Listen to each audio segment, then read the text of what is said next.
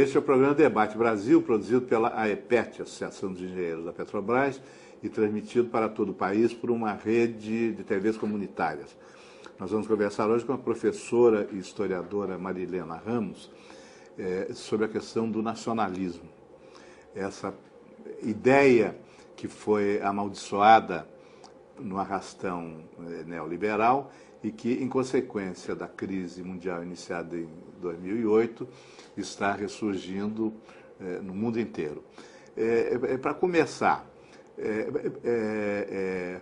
os Estados Unidos sempre foram nacionalistas e existem por causa do nacionalismo.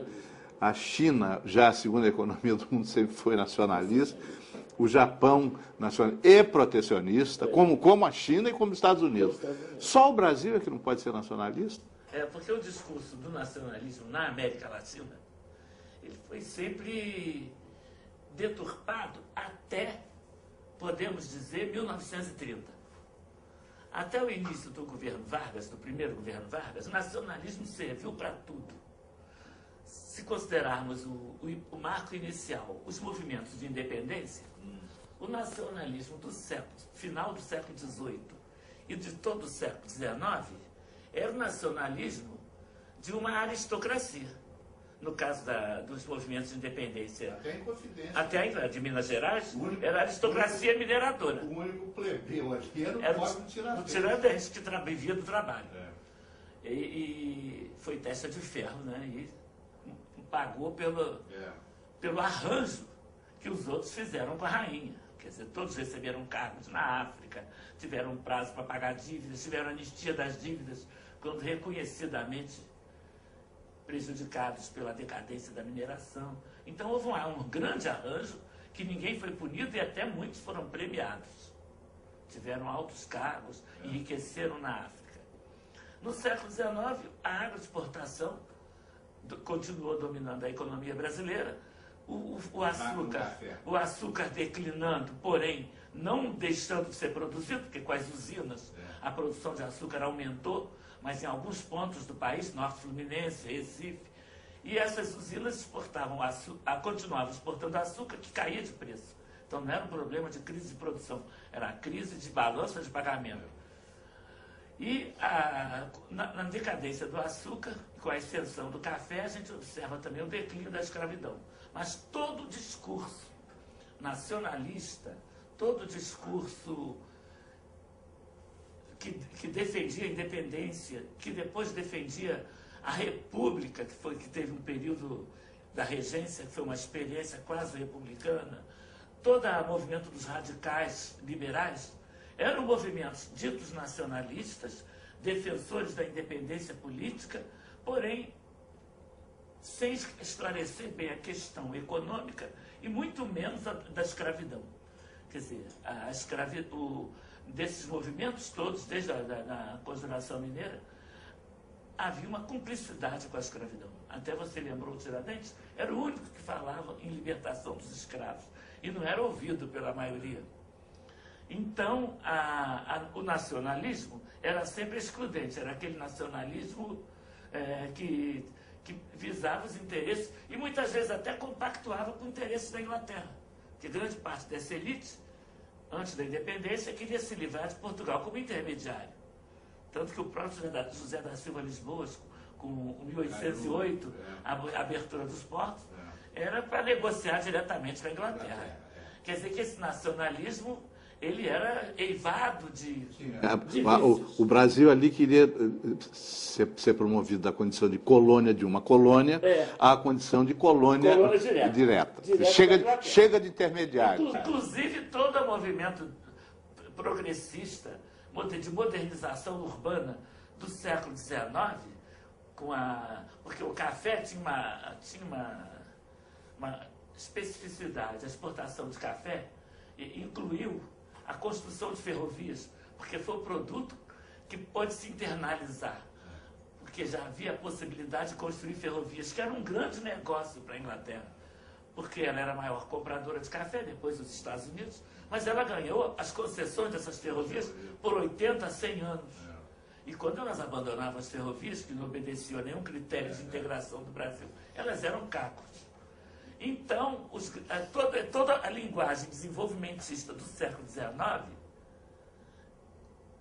ela era imbuída de um nacionalismo comprometido com os interesses britânicos. Também em José Bonifácio ou ele não? Não, o José Bonifácio é uma exceção, porque o José Bonifácio era praticamente um europeu, quer dizer, ele entendia o Brasil como colônia. Ele captou bem o sentido daquilo tudo, inclusive da independência. Tanto que ele logo entra em espécie de... passa para segundo plano, ele inicia o movimento. Eles tentam fazer uma Constituição... A independência foi em 1822, já em 23... Não, em 23 ele estava na cadeia, ele estava na cadeia. E em 24 a Constituição já era centralista. Quer dizer, de modo a dar muito pouca folga para oposições reais, tendo em vista que o poder moderador dissolvia qualquer oposição. De modo que isso continuou por todo o Império e até o início da República, até 1930. Quer dizer, nacionalista era quem defendia o Brasil. E defender o Brasil era defender aquele nacionalismo ingênuo do orgulho, do ferro, do ouro, né? Aquele escritor que fez, que dizia, Coelho Neto, né? Né? Que eu não me ufano da terra em que nasci, simplesmente por ter nascido nela, nem por ser a mais bela. Quer dizer, era aquele ufanismo. Agora, ao mesmo tempo, quando se defendia algum interesse, era do café. Então, o café era o Brasil. Os próprios centros produtores de café, encabeçados por São Paulo se dizia a locomotiva que move o Brasil. Quando tudo que foi feito no início da República foi contra o Brasil.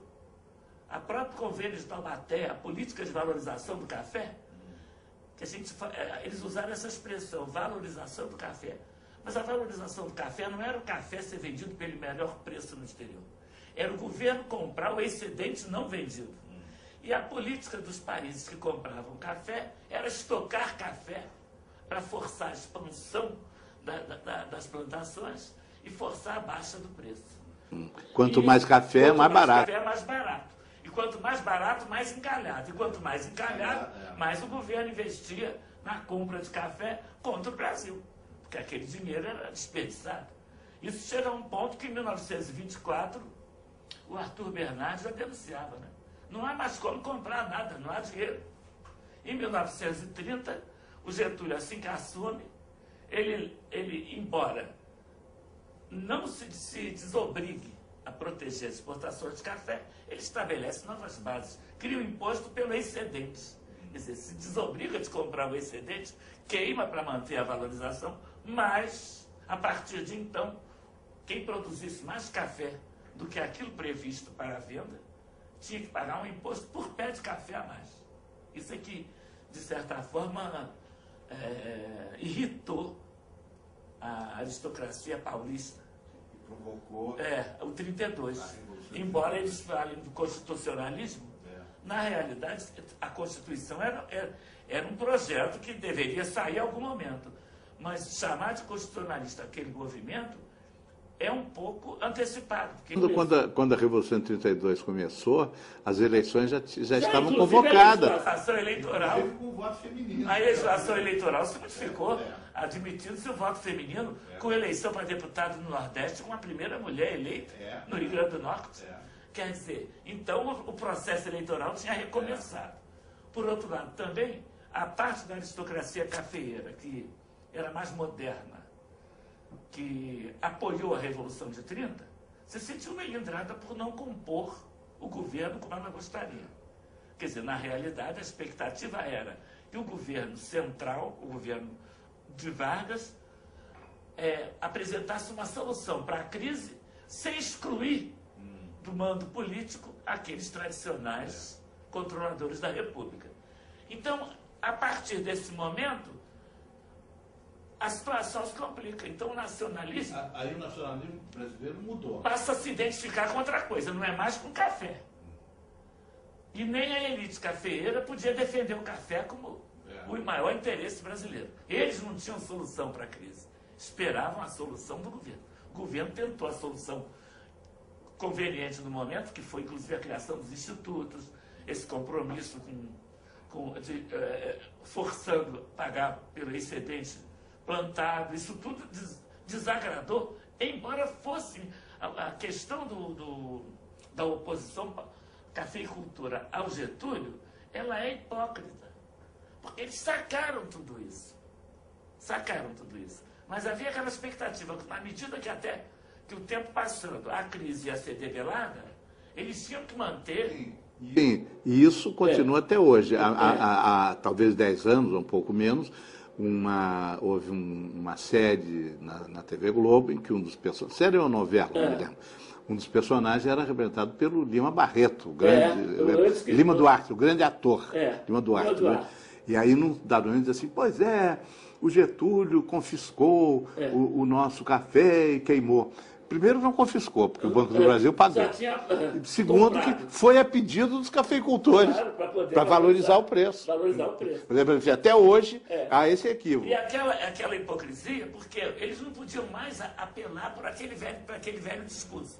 Então, apelaram para o projeto constitucionalista, que não era o fulcro da questão. Naquele momento, inclusive, a crise estava no apogeu. E as soluções que o Vargas estava dando à crise satisfaziam os interesses deles.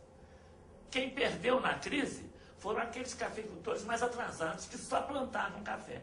Porque aqueles que beneficiavam, que já tinham aplicado em indústrias, só ganharam com as atitudes do Vargas. O governo Vargas beneficiou. Sim, o professor Luiz Gonzaga Beluso, que é de São Paulo, filho de um produtor de café, ele me disse... Olha que nenhum presidente fez mais para o São Paulo do que Getúlio Vargas. Nenhum. Inclusive, o discurso constitucionalista não conquistou as massas trabalhadoras, não. Eles não tiveram. A dificuldade de ganhar aquele movimento, aquele levante, foi que eles não tiveram apoio popular. Quer dizer, o Getúlio estava solucionando problemas graves, e, inclusive, principalmente, problemas de São Paulo. São Paulo substituiu a monocultura do café, que estava arruinada, pelas indústrias. E as indústrias de São Paulo, aquelas fabriquetas do interior, que já se beneficiavam de um certo mercado interno, que era a mão de obra imigrante, elas foram alavancadas. As fábricas de tecidos, alimentos, foram alavancadas, e eles estavam apoiando a Revolução de 30. A decepção foi não terem sido escolhidos para o grupo áulico que ia dirigir o país. E a esperança era, passada a crise, eles já estavam na cúpula. E não foi o que aconteceu. Embora não houvesse um desprezo por elementos de São Paulo, não. Por exemplo, quando Getúlio Vargas estava no auge do trabalhismo, o ministro do Trabalho era de São Paulo, Alexandre Marcondes Filho. Ele era de São Paulo. E ele tinha sido da oposição ao Getúlio, ele aderiu. Então, todo o discurso é hipócrita. Quer dizer, é o que convém. Convém malhar, malha. Entendeu? Convém participar, participa. Convém defender, defende. Dependendo do momento. Então, é isso que o nacionalismo... Porque, através dos tempos, o que é o nacionalismo? Sentimento de nação por causa da afinidade cultural, linguística, religiosa. Isso tudo foi discurso, por exemplo, dos movimentos de unificação e de independência na Europa, mais tarde na África. Também sempre com alguns engodos, porque, por exemplo, na África, movimentos nacionalistas dos países que fizeram a independência no século XX, os países tinham diversas línguas. Agora, sempre se falava que a língua era a língua do grupo que dominou. Era os de língua inglesa, os de língua francesa, não. Porque nesses países se falam várias línguas. As línguas tribais, até hoje. Não, e esses países foram desenhados arbitrariamente pelos colonizadores. Arbitrariamente, e isso criou dificuldades de solução dos problemas a longo prazo, até hoje. Agora, então esse discurso, na atual conjuntura, ele se fragilizou. Quer dizer, a afinidade cultural, linguística, ela faz parte do sentimento de nação, mas não é a única coisa. Né? Há vários países de língua alemã, vários países de língua inglesa. Isso não quer dizer que tudo... Pode ser que o Império Britânico defenda isso, mas não era o caso. Também a questão do nacionalismo de Estado, Porque muita gente diz, o nacionalismo exacerbado e o autoritarismo. Aí comparam, por exemplo, Getúlio com o Hitler, o Mussolini, somente com Mussolini, né? Mas acontece o seguinte, são conjunturas diferentes. A Alemanha e a Itália, países capitalistas e de um certo imperialismo frustrado. Não é o caso do Brasil. Por outro lado, também, a questão do nacionalismo econômico. O nacionalismo econômico, como você acabou de colocar, a China é nacionalista, os Estados Unidos são nacionalistas, o Japão é nacionalista. Então, o nacionalismo econômico, o fator econômico é um fator forte no século XX e até hoje. Embora se fale em neoliberalismo e globalização, isso aí hoje é apoiado por certos governos, até periféricos do capitalismo, ocultando que até pouco tempo falar em internacionalismo comunista era considerado crime. E o que eles substituíram a palavra internacionalismo por globalização. E o liberalismo econômico, que mantém os países periféricos do capitalismo sempre na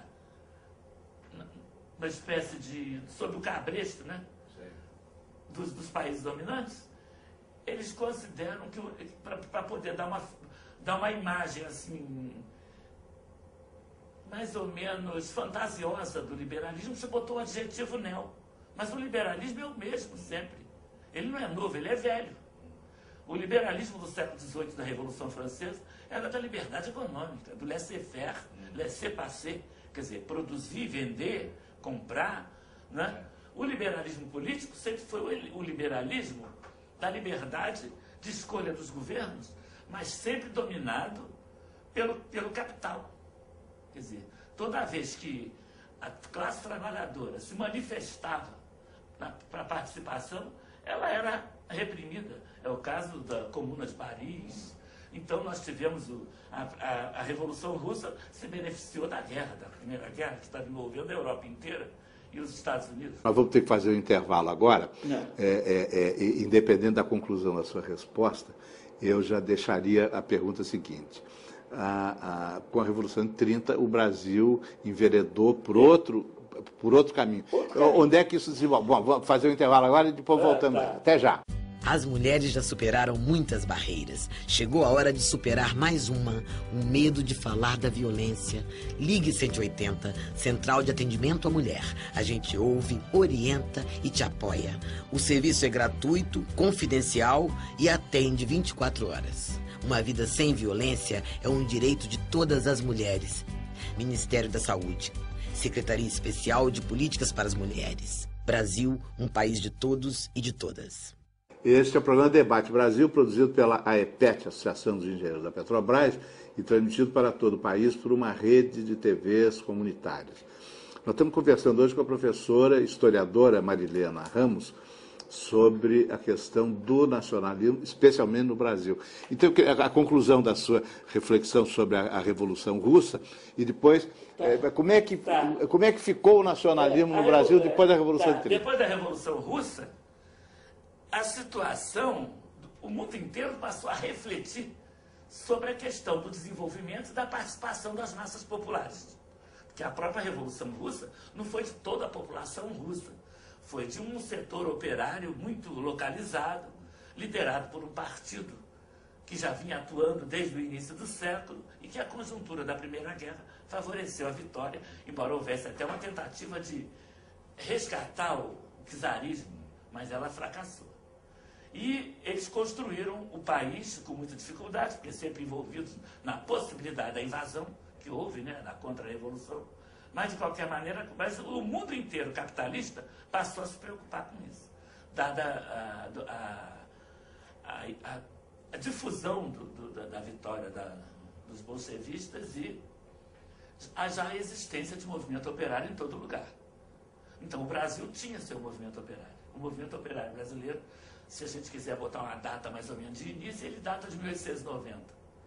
Depois ele se desenvolve pela direção, pela liderança dos anarquistas. E depois da Revolução Russa, a influência dos russos favorece a fundação do Partido Comunista. Há duas fundações, um de influência anarquista, mas a que ficou foi a de 22, de influência bolchevique, né, que garantiu, inclusive, uma espécie de consolidação de uma elite partidária que vai agir no sentido de desmoralizar o anarquismo. Desde a entrada dos comunistas no sindicato, o anarquismo fragorosamente corre para o fracasso. Mas os comunistas no Brasil, eles encontraram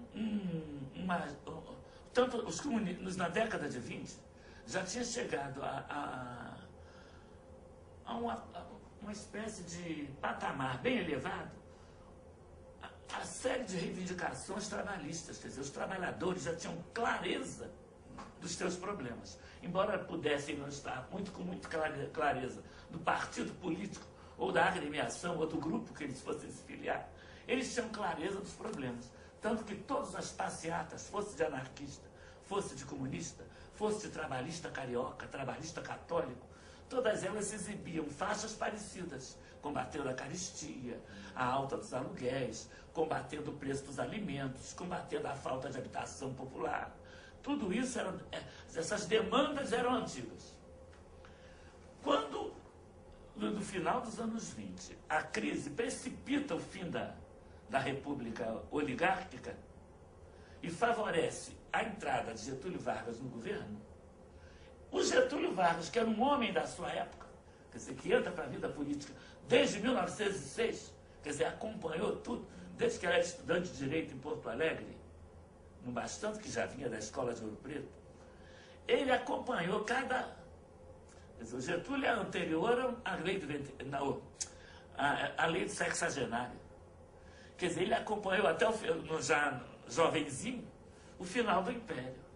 Então, ele acompanhou o desenvolvimento do processo todo esse processo de ocultação da verdade, da realidade brasileira, todo esse processo de ascensão das massas, a ascensão das reivindicações das massas. Quer dizer, já havia grande número de trabalhadores, embora isso fosse relativizado, porque as indústrias eram fortemente localizadas, não era o Brasil inteiro, mas em todo o meio urbano havia já uma certa consciência de que não se vivia pouco diferente da escravidão, muitas vezes até pior, em certos lugares. Quer dizer, o abandono da classe trabalhadora era tal que ele não tinha nem a garantia da senzala, de um prato de comida todo dia. Então, isso se refletia no movimento. Isso foi acompanhado. Eu digo isso sempre, porque eu não vejo isso nos livros que percorrem a academia. Essa preocupação de mostrar que o Getúlio tinha um projeto ao chegar em 30, porque o Boris Fausto mesmo, ele diz, não havia projeto. Foi tudo sendo improvisado. Não é verdade? Claro que não. Um homem formado e que vinha de uma província, que era o Rio Grande do Sul, de um estado excluído dessa cúpula dominante dos estados exportadores. Foi um estado que sempre reivindicou direitos nacionais, porque também é outro golpe. Até a legislação trabalhista. Quando eles dizem, inclusive, quando se diz aí, o Getúlio, a plataforma da Aliança Liberal era tão eclética, tão heterogênea, que praticamente aquilo não era nada. Não, aquele ecletismo, aquela heterogeneidade, significava que ele captou todas as demandas dos trabalhadores urbanos, rurais, dos militares, da classe média urbana. Todas as demandas estavam ali. Quer dizer, a promessa de solução desses problemas estava presente. Quer dizer, ninguém se opunha àquela plataforma. Aquilo foi um golpe no momento de crise, golpe não. Foi um acúmulo de experiências. Ele participou do governo do Rio Grande do Sul, ele foi secretário do Boas Medeiros, ele está por trás do acordo de Pedras Altas, que terminou com aquela sucessão ininterrupta do mesmo. Ele foi deputado, quer dizer, ele foi governador do Rio Grande do Sul, foi deputado, foi ministro da Fazenda. Então ele era um homem bem informado do Brasil. Ele esteve O próprio Washington Luiz até que pensou nele para sucessor. E não conseguiu, ele não aceitou. Depois apareceu, fundou a Aliança Liberal. Então, a questão do Nordeste, a questão do Sul, a questão das demandas urbanas, tudo estava, ele conhecia. E ele, quando ele assume, na crise da tradição, quer dizer, a oligarquia cafeeira, a agroexportação, a monocultura, ele assume pretendendo, mostrando que aquilo tudo estava superado. Então, ele tinha um projeto. Agora, claro que o momento era difícil. Quer dizer, esse projeto ele foi sendo construído à medida... Sim, que graças a esse projeto, o Brasil foi o país que melhor saiu da crise de 29. Sem nenhum auxílio externo.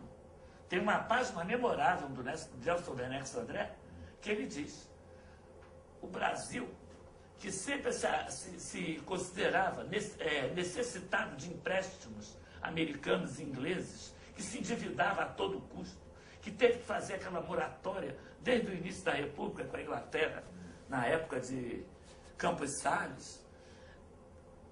No momento de crise mundial, o Brasil se saiu bem, se saiu mostrando, inclusive, que podia criar um mercado interno que nunca existiu, ampliar esse mercado. Porque, no momento da crise, os poucos recursos que existiam eram voltados para os produtores de alimentos, né? Os produtores as indústrias que estavam funcionando pela metade, porque depois da Primeira Guerra Mundial houve uma recessão, a maior parte das indústrias estavam funcionando com muitas máquinas paradas, e o período Vargas foi desenvolver tudo que existia já. Então, as pré-condições, como diz Nelson Werneck, para uma grande indústria, elas se precipitam ali.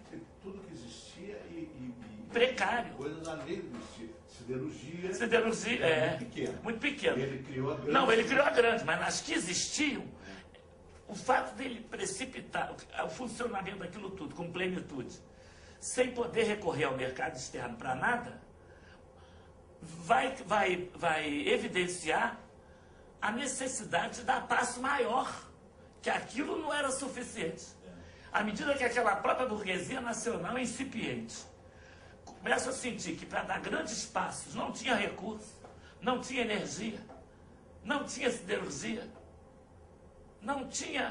tinha que recuperar as ferrovias, ampliar petróleo. Então, na medida que essa consciência se arraiga na burguesia nacional, o Getúlio passa a ser a solução para o problema da modernização, a solução para o problema econômico que praticamente ficou claro nessa crise. Ele já era um problema, desde o Rui Barbosa. O Rui Barbosa, no encilhamento, foi sabotado. Quando eu falo da hipocrisia da elite agrária, o Rui Barbosa foi vítima dessa hipocrisia. Muita gente, inclusive, que falava mal dele nos grandes jornais, se beneficiou das medidas que ele tomou, das 600 fabriquetas que ele produziu. Agora, a mesma coisa eu fazer com Vargas. Só que a conjuntura de 30 impedia que eles gritassem muito, porque eles não tinham solução. O café não tinha mercado. Agora, depois do Estado... Bom, depois... Eu estou propondo dar um salto, senão não... tá. Então, bom resultado. De 30 até 40... De 30 até 40, o Getúlio botou o Brasil nos trilhos. Quer dizer, por isso que muitas vezes a gente vê a curva industrial, até 36 foi um desenvolvimento, depois caiu não. Depois mostrou que aquelas fabriquetas que ele encontrou esgotaram suas possibilidades. Para o Brasil continuar, ele tinha que dar passos mais. E o que ele faz? Ele tenta capitalizar. Ele se aproxima, porque muita gente acusa o Getúlio de ter se aproximado do nazifascismo. Acontece que ele tentou capitalizar, tentou empréstimo num projeto nacional, recorrendo a vários países, inclusive aos Estados Unidos. Abriu o Brasil... Todo mundo vendia para a Alemanha, só o Brasil não podia vender. Todo mundo vendia e comprava na Alemanha. O Brasil, além de recorrer a vários países, abriu o país a comissões que vieram fazer o levantamento das possibilidades. Dessas comissões todas, as missões que apareceram aqui, a missão Cook foi a mais famosa. E ela fez um levantamento todo favorável ao país. O Brasil tinha possibilidades, mas ninguém se ofereceu para...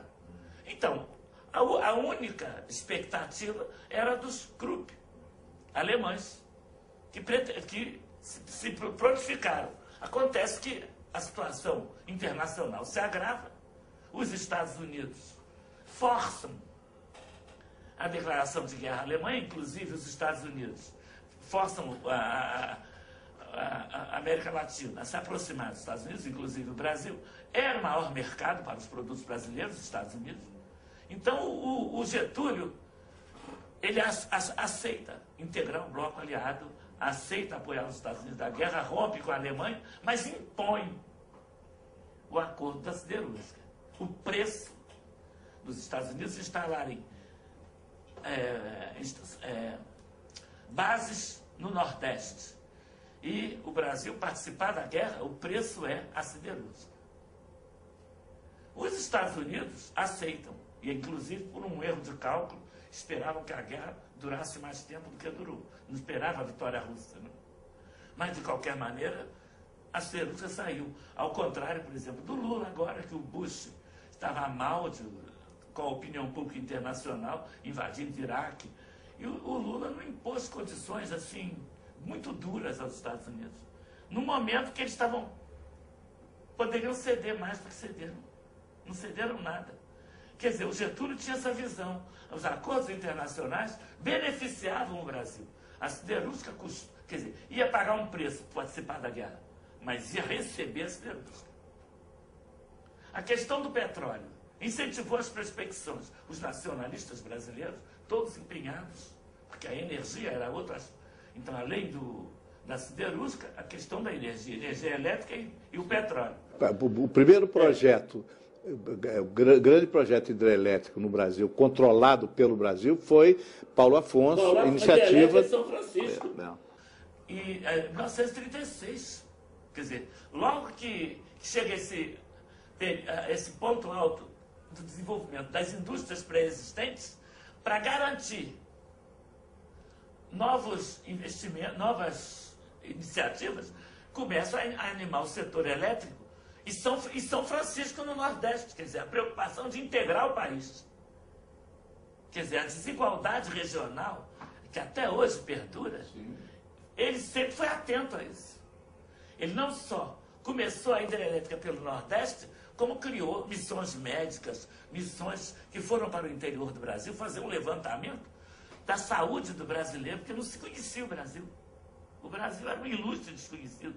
Todos os relatórios, até um foi alvo de um artigo do Florestan Fernandes, uma missão médica organizada pelo Getúlio, que foi ao interior de Mato Grosso, e chegou lá e ele acabou, que ele queria estudar as doenças e os tratamentos que deveriam ser feitos ali. E eles chegaram à conclusão que ninguém confiava em médico naquela região. E esse é um artigo muito interessante, mas que mostra como o Brasil era desconhecido. Agora, dessa fase, então, de 36 a 44, o Estado Novo é em 37, mas em 36 inaugura a hidrelétrica. Nesse período, o discurso nacionalista, ele se passou a integrar a participação das massas populares. A legislação trabalhista de Vargas, que muita gente apresenta como paternalista e até fascista. Cópia da Carta de Lavoro de Mussolini. Ela foi feita por um socialista chamado Joaquim Pimenta. Joaquim Pimenta. Que até ele diz assim, se fui eu que fiz, como é que pode ser fascista? E além da carta, ela ter beneficiado com leis efetivas que não mais foram superadas, não tiveram força disso. Elas só se ampliaram. Além da legislação trabalhista que beneficiou, ela foi o primeiro elemento que conscientizou o trabalhador. Isso também é outra crítica que faz ao Getúlio, que ele cooptou o trabalhador para poder dar cabo do seu projeto burguês, que era o do desenvolvimento industrial. E que ele largou o campo, quando na realidade ele dividiu em períodos. O governo dele tinha que ser duradouro para ele alavancar e aquilo ter força de permanecer. Ele não teve força de permanecer até a terceira etapa, mas a segunda etapa permaneceu. Então, dizer que cooptou o trabalhador. O trabalhador entendeu a sua participação como um valor que ele descobriu que tinha e não sabia. Quer dizer, o procedimento do trabalhador que adere ao Getúlio, que não é qualquer trabalhador, é o trabalhador produto do êxodo rural da crise de 29. Quer dizer, gente que vinha do campo, do cabo da enxada, da quase escravidão, e que se viu promovido no trabalho urbano. Se viu promovido pela legislação trabalhista, pelas garantias de aposentadoria, garantia de assistência médica, garantia de receber dobrado a hora extra. Então, isso tudo fez com que o trabalhador não só passasse a admirar o Getúlio, como também passasse a se entender como importante para o desenvolvimento. Quer dizer, o Brasil depende de nós que contribuímos para esse progresso. A linguagem era progresso. Então, ele se considerava sócio do progresso. E, como tal, se comportava. O trabalhador cobrava, mesmo no Estado Novo. Eu li a legislação previdenciária e li o comportamento do trabalhador. Até você já sabe disso, através dos processos da Previdência, eu li os do IAPI, e os trabalhadores se dirigiam aos diretores, aos presidentes do IAPI assim: sou um trabalhador do Brasil. E quando eles tinham um problema para resolver, eles resolviam com arrogância. Mesmo que a letra fosse semi-analfabeto, fosse de criança, que o pai era analfabeto e estava para o filho. Então, isso tudo mostra o seguinte, que o trabalhador não ficou acovardado pelo fato da legislação ter sido ditada de cima para baixo.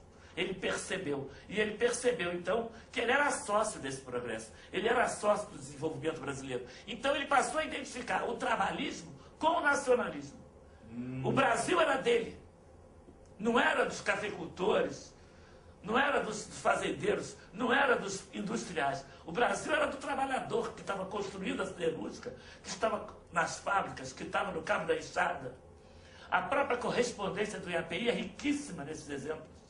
Quando um diz, venho do interior onde eu era muito enganado, aqui eu descobri o progresso e o valor dos trabalhadores.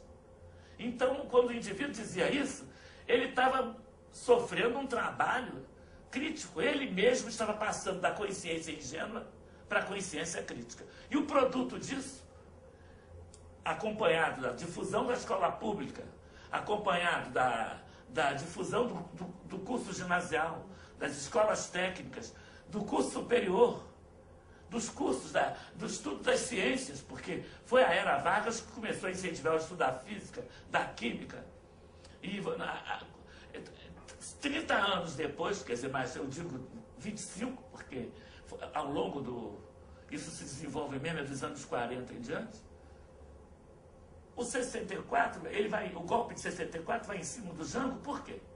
Que a consciência crítica já não era mais dos analfabetos, era dos filhos dos analfabetos que estavam nos bancos das universidades. Eu vou ter que interromper porque o tempo terminou. Nós vamos ter que fazer um outro programa para pegar, digamos, da segunda metade do século XX até agora. Até agora. Porque aí a gente vai ver a ditadura, o que ela fez desse nacionalismo. Tá bom, obrigado.